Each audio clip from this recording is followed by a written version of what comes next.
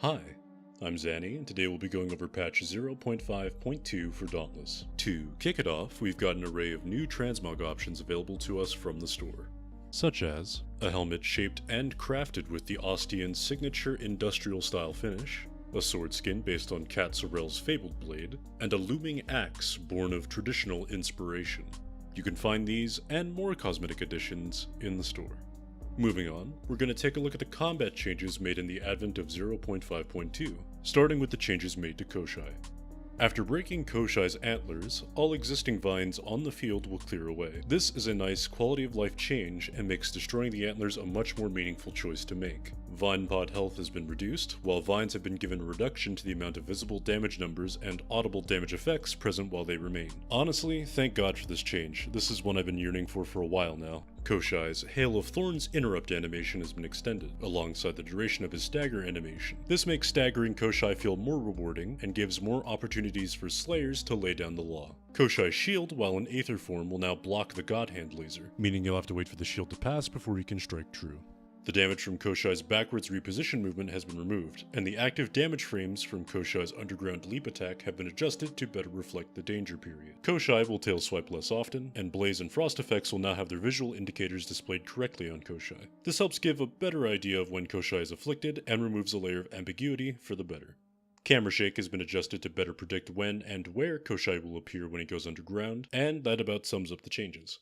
Overall, these are good adjustments for Koshai and will help make the fight more challenging in a healthy way. Now we're going to go ahead and move on to some more general changes.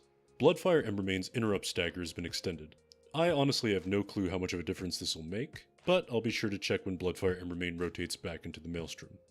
The Hunger will now correctly deal between 0% and 25% increased damage as the meter fills. This is a change that could make the Hunger more viable for sure. For a long while, the Hunger was plagued with a wild number of issues that inhibited it from being anything more than a novelty item.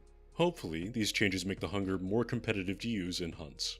Grenades are now able to hit and damage vine pods, alongside the God Hand's beam. These are good changes and help provide further usefulness for the utility grenades provide. The Pangar Lantern's initial activation will restore 25% of your maximum stamina, rather than a flat 25. This means that if you're using cells that increase your maximum stamina, the Pangar Lantern will scale and restore 25% of that amount. It's a neat change for sure. The God Hand Beam gains the ability to cleave behemoth parts, dealing damage properly to overlapping parts. It can also cut tails, a change that was definitely made for the better.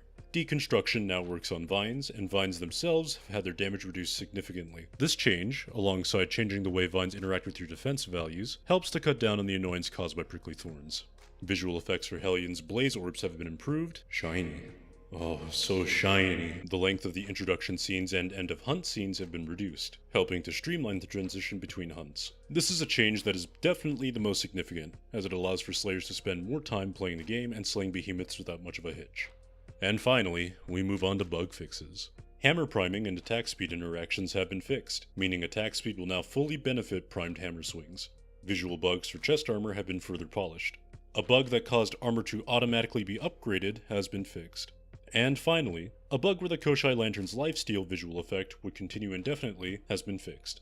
These are all changes that have been made with the longevity of the game in mind, and they're changes that I found to be enjoyable and well warranted. If I do have one gripe, it's mostly centered around the changes to the Vines mechanic. While having more ways to deal with them is a great thing, nerfing their damage and overall impact in a fight negates a lot of their literal danger. But beyond that, I'm pretty happy with the recent update, as it lays down a pretty good foundation for future updates to come. That'll wrap it up for this video. I've left a link down to the patch notes themselves in the description for posterity's sake. A couple of things I wanted to talk about before we conclude, however, is the change to my upload schedule. I'll be uploading every other day, starting from now, to help keep the flow of quality content going at a regular pace. I'll post on Twitter if there's an occurrence that impedes my ability to maintain this schedule, but for now, it's gonna be like this until stated otherwise.